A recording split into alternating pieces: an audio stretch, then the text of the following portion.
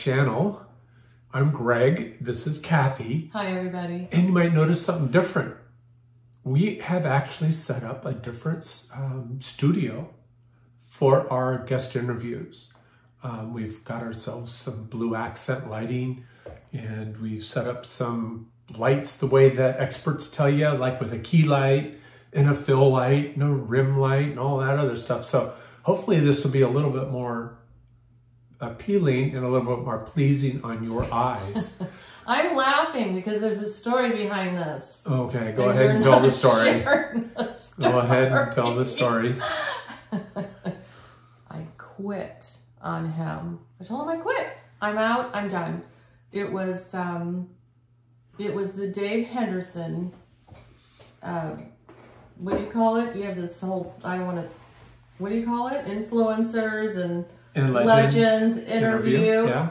And it was a great interview with Dave. You know, it wasn't Dave, okay? It was this environment. Are you kidding? And, you know, what do you call it? Your working conditions? I quit over that. And so, you know, let's face it, girls, okay? I'd done my hair, my makeup, and I looked like a ghost. And you couldn't hear anything. I don't know what the sound is going to be like right now at this moment on this video, and I'm going to share with you why I'm making these statements. It's because we're doing this once again off of the cell phone, but we have these really nice, what is that called? A Focusrite? It's called a Focusrite. Is that what it's called? Yeah. And this beautiful microphone that actually is mine.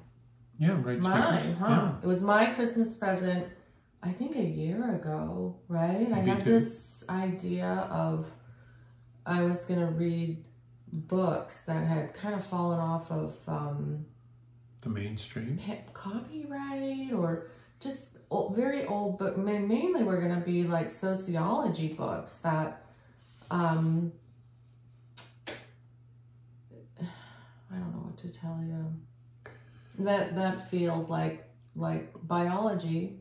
We can have that talk. We're getting a little off task, but let me just finish, okay? Okay. It was going to be on sociology because that field of, I consider that a soft science, but that field had been tainted many years ago. And so I had found very old you know, they're older, there would be our elders, and some of them have been like chased out. And so I was going to read those books on a YouTube channel so that people could see, you know, hey, our society used to be really grounded in a firm foundation. And in our family, it is. We are, we're very traditional, and that's how you have family. That's how I define it. I don't know. What would you say? I couldn't agree more. You seem to go along with it, and we call it marriage. We get along. So anyway, and then, you know, I'm sorry, because we're on this phone, so anyway, I gotta shift to my seat. And then, because, you know, I did mention biology,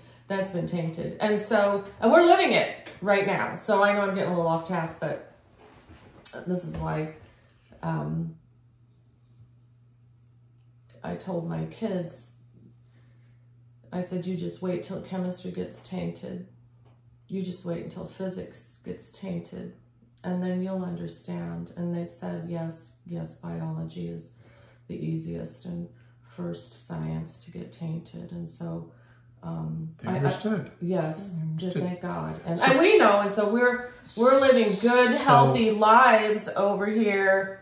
Yeah. With minimal masks. Okay. So all right. So we wanted to do this interview or to do this video for you to kind of introduce our studio. We'll show you some still images and maybe walk you around a little bit later. Right. So so now we have the lighting. We completely reconfigured, took furniture out, had to empty out paper, boxes, closets. There's things out in the hallway that we now have to go through. No, how long was it? No, it was only like a week or two. I quit on you. And then I said, what are you going to do? Like, when's your next interview? How are you going to do that? And well, I'm not very interested. I'm not coming You're the back. star of these interviews. I'm not coming back until until we have a real live, honest to God studio with the right lighting and the right sound. So right now you're not hearing the right sound, but we do have this beautiful microphone and I don't know what you call that, some type of sound interface. Yeah, an equalizer or whatever. Yeah. So you'll hear that on our next Zoom interviews with Gordon and Joyce. And then we set up this background, and I think I was instrumental in designing some. Well, I said put these two tables together. Yeah. And then build these two platforms, and then I designed this. I don't know what you want to call it. It's like a ribbon trophy rack display, right? Because maybe I'll get it out of the way. Trophies can sit on their own, but how do we show these ribbons off? So it involves a closet pole, right? Yeah.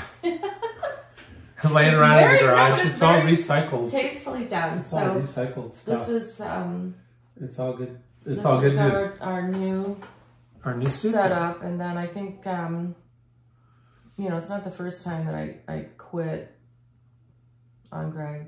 Oh, it's a good sign that I'm able to rehire you. You find it's kind of my way of just getting out of the work. I get my way, but then it's always right. It's always right. Okay, so I quit on you. I remember quitting on you over the biggest loser job. Oh my God! I forget how many little. 2011. It was the day of the tsunami in Japan. Right, you're getting ahead of the whole story. Tell the story. You know what you do? You blow the punchline. I didn't blow any punchline. You did. Okay, so anyway, you did. Okay, so anyway, how many cars? How many little 49. cars? 49 little RAV. There were Mazda 5s. Mazda 5s. Because I knew there was a 5 in there. Sorry, there were Mazda 5s. And I should know that because I had to carve the logo on all 49 of these Mazda 5s. On the front.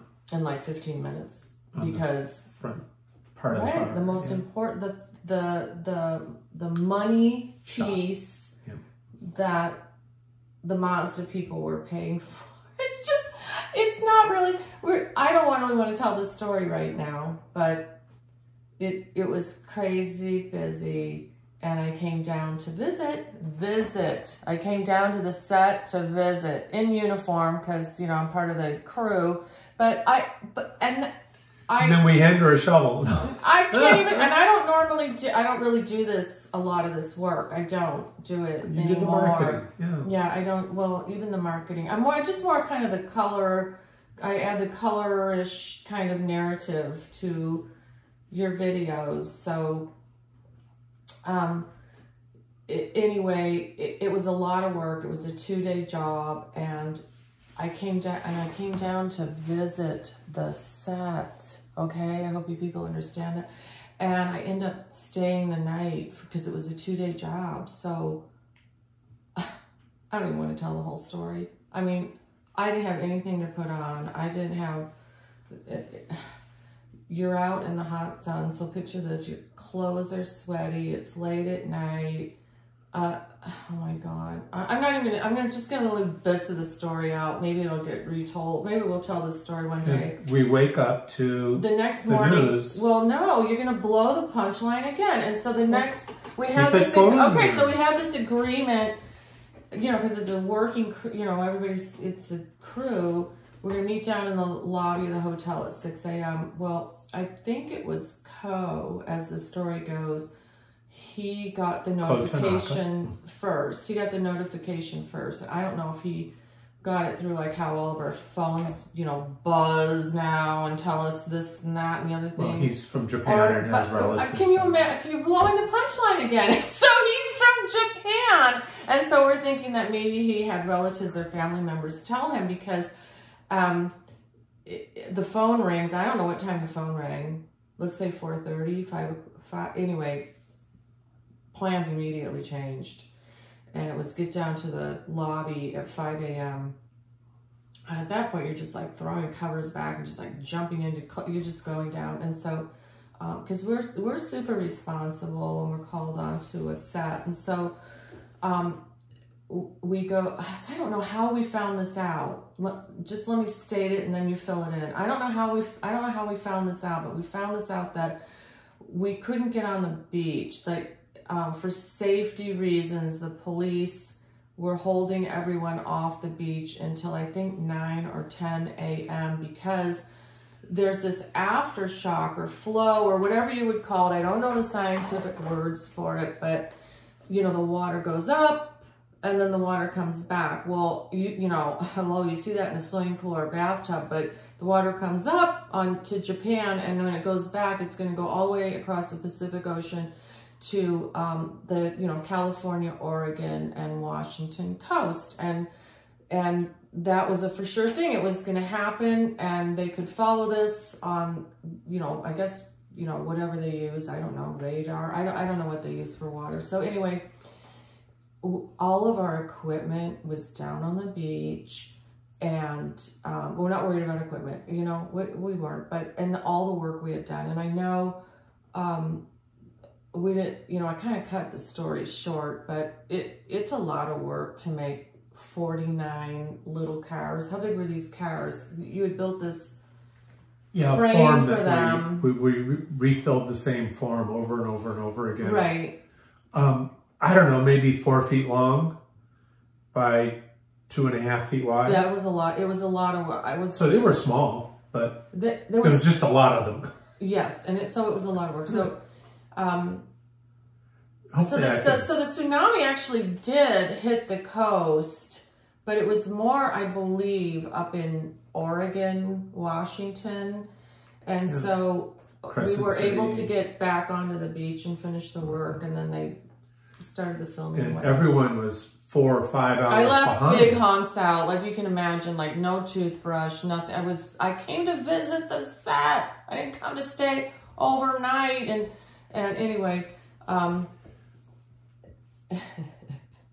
and needless to say, you were like half a day behind. I did 49 logos in 15 minutes. I mean, I remember the camera guy was like, what? Like he looked like, what? Like you handed me this tool. It was this V-shaped tool. I wish I could show. It was like V-shaped. Do you remember that tool? And it was 4 strokes. 1, 2, 3, 4. And I 1, 2, 3, 4. 1, 2, 3, 4. 1, 2, 3, 4. Because we're on these deadlines and the work has to be done. And they had to film the show. I don't know what to say. There wasn't any practice. Anyhow.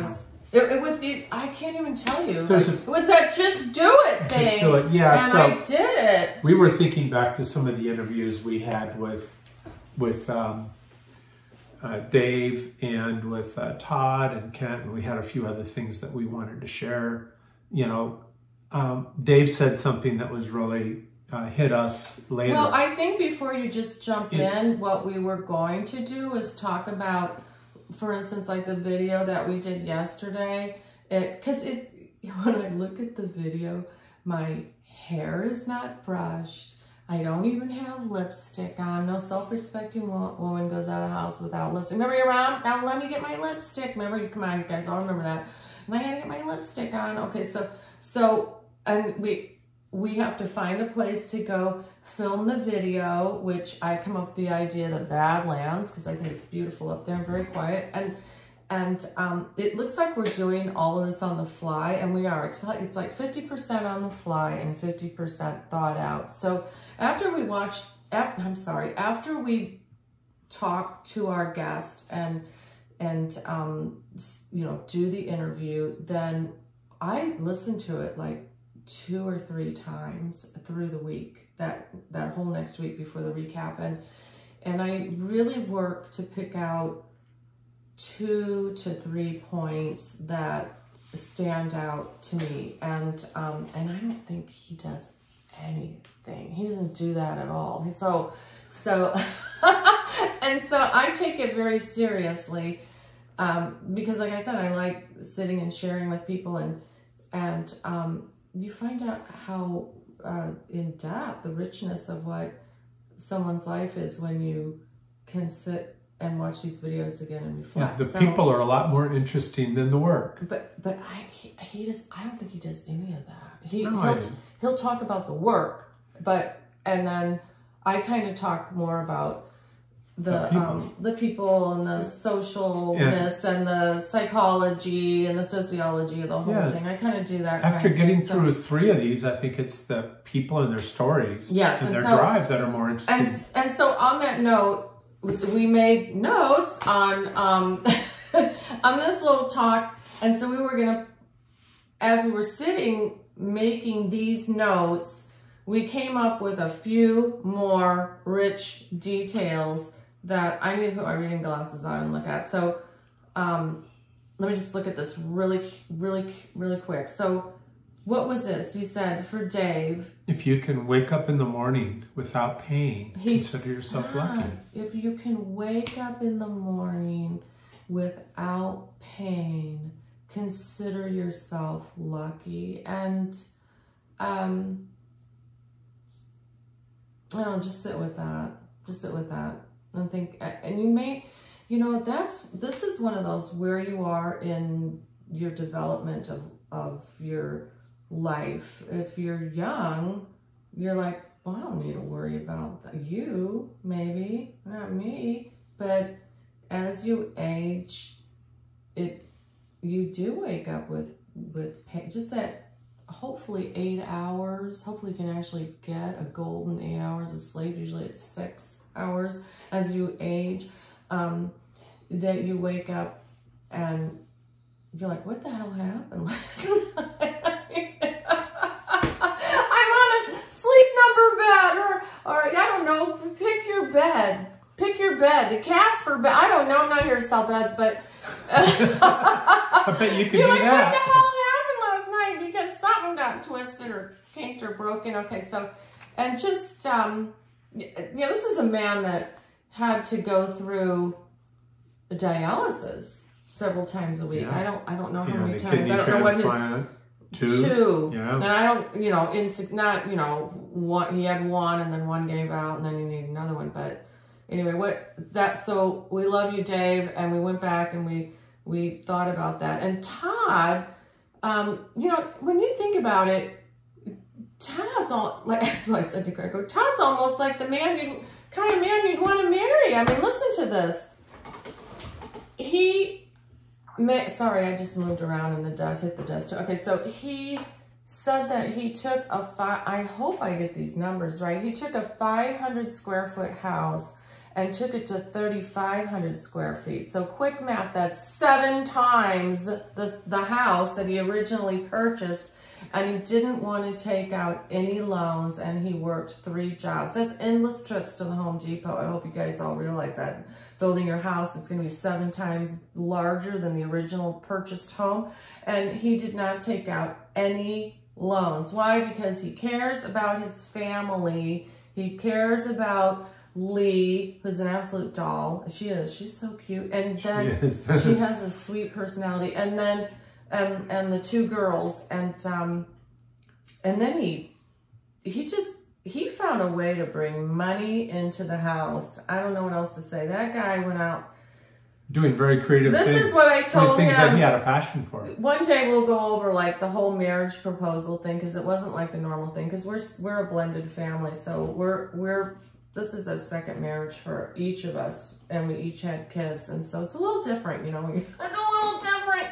So, but anyway, you know, at one point, I think I said, you know, this was not the marriage proposal, what I'm telling you, what I'm about to tell you right now. One of the things was like, you know, because it's different, okay? So I just remember saying, this was not the marriage proposal, okay? But this little phraseology I'm about to say did come up in the course of the conversation. I just need you to go out and slay dragons and bring dragon meat back.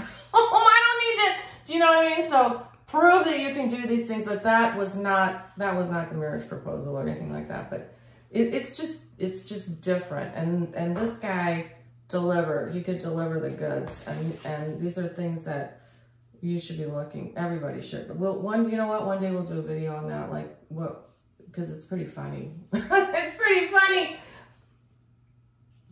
It's about lists and stuff like that, and you know, putting I don't know. We'll talk about it later. What was this one? Kent. Here, you So, read it. You mean I get... Yeah, because I can't read your handwriting. I'm going to relish this in moment in time. In fact, I could analyze that handwriting. Okay, go ahead. I bet you could. I can say a lot about it right now. During our interview with Kent, he mentioned connecting with intelligent people willing to go the extra mile. And he said it went something like this. What I have figured out or learned in life is how to connect with, I figured out a formula to connect with people who are willing to go. Intelligent people that are willing read the quote, don't wreck it, to go the extra mile. Okay, so he had figured out a formula to connect with intelligent people who are willing to go the extra mile. It's kind of like right out of Think and Grow Rich. You're blowing my punchline. Oh, Because no. when we had our meeting, I said that. I go, that's Think and Grow. I'm sitting here looking into this camera because I'm looking at people going, just sit with that for a minute. Just sit with that for a minute. He had figured out a formula of how to connect with intelligent people who were willing to go the extra mile. And you think about the people that you surround yourself in life and, winners or losers. Because it's not easy. Life is not easy. And life is not fair. There's no fair. If you want fair, you get on the 55 southbound and you head into Costa Mesa and you get off on Fair Avenue once a year and you go to the county fair. There's no fair. And so, I don't know any other way than hard work and honesty and, I don't know, a sense of, chivalry and nobleness, which comes from, I said the word chivalry, so yes, it comes from that type of background, that type of era that, we're talking about like King Arthur, but it also comes from something else. It comes from the periodic table, and that there are those metals that are only considered noble. And you think about that, you go look that up. And, good, strong, noble metals come from a certain area of the periodic table. So anyway, what else? Was there something else on there? Let's see, we've covered the important things, that you've quit me multiple times. I did. It's so great. I'm not kidding you. When you can quit, like your husband owns the business, and I don't even get paid anyway. I don't get paid. And so, yeah, and then you get to quit, and then usually, and I make sure that I only quit over sound things. Like, there was a time you came back from a contest, and I don't remember what you did, but I was done. I was done. And then I ordered a bunch of books on, I think it was mainly faces, right? Carving, yeah, wood carving. And clay. No, it was drawing. It was a ton of different kinds of books. You can't find real good books on carving sand in faces. No, right? No. So sandcastle that how-tos may be an identifying thing that needs to be done. Yeah, how to tip a bucket over. Even Dave said, it's hard to do. Whichever handedness you are as an artist, it's very difficult to do. Like you can do, let's say you can do, I don't know, but even in makeup, it's this way. Like the right eye's looking really good, and then the left eye's like, and you just like blend it, just keep blending. He did mention that. He had trouble doing two eyes that looked like they belonged together. Yes, and so the books were delivered, and he got pushed out in the back. Don't come back in until you figure this out. And I mean, how else do you get better as an artist? I don't know. And you need a good woman behind you pushing. Darn right I do, sweetheart. Okay, so So you did the Indian, you did a child. What did you do? Yeah, I did the little girl and I did the Indian. Maybe I'll be able to find those pictures and put them up. And I took and I think I pulled out some of my old theatrical makeup books because I have old theatrical makeup books, old, falling apart, like from the 1930s and 40s. These books do not exist anywhere else. And so I would read paragraphs to him because, you know, people really had to write. Their description had to be their written word because, you know, it wasn't like they could tune into a video. And so it would describe the cherub face and the child face and the similarities in that, which could be applied to fine art, fine painting and drawing. And then it goes into those landmarks that are seen on faces as one ages. So maybe in closing, we talk great points. I mean, and that Thank those you. Thanks, because I know I don't. Those faces that I created were a breakthrough for me. It was leaps and bounds. It helped me a lot. Leaps and bounds. Yes. I would like to close with saying something about how excited I am to interview Gordon and Joyce Summer. They're just fun people, and to hear the stories of the U.S. Sand Sculpture Challenge. We're going to learn a lot, and I think our guests are going to learn a lot too, because, you know, oftentimes, well, I don't know. Here, let me just put it like this, okay? Well, you know what it's like. Come on, you're going to have a party or a dinner or, I don't know, God, an event, a wedding, who knows what, okay? Whatever the thing is, okay, just hear me out. It's always better to be the guest, to be guested. You know what it's like? So what I'm trying to say is, like, so the artists show up, like, they don't, I mean, all the work that's been done, because we've had to go down there a week or two ahead of time and yeah, we went down and built forms for the first event, and just a lot of things. And then in between, I think that was on a weekend, and then during the week, Joyce and help Gordon. me, yes, of course, I'm trying to reach Joyce and Gordon, and then over to it was Kent, and then it was also Rusty helped with the Rusty, event. and Bruce, then Bruce, yes, helped with the event. Yes, these Bruce people. Phillips. They put a lot of hard work to make that U.S. Sand Sculpting Challenge what it is. Yes, that's why. Really, I'm the guest. Oh God, I love being the guest. Let's just be guested, okay? But you can't always do that, so I don't recommend it. But anyway, so we're gonna get the backstory on sand sculpting events, and you're gonna see some beautiful work. Yeah, we're going to show some amazing work. This is high art, very high art, from extremely gifted, talented sculptors, and from all over the world. You're gonna hear names, and eventually, you know, if you start digging this sand sculpting world, pun intended, you're going to hear these names, and you should focus on these names because they're phenomenal artists. Phenomenal people. And they'll probably be on one of our interviews. Over time, we're going to try to get to as many people as we can get to, and I'd love to hear their stories and their trials and accomplishments and achievements and struggles and all that other fun stuff that really defines people.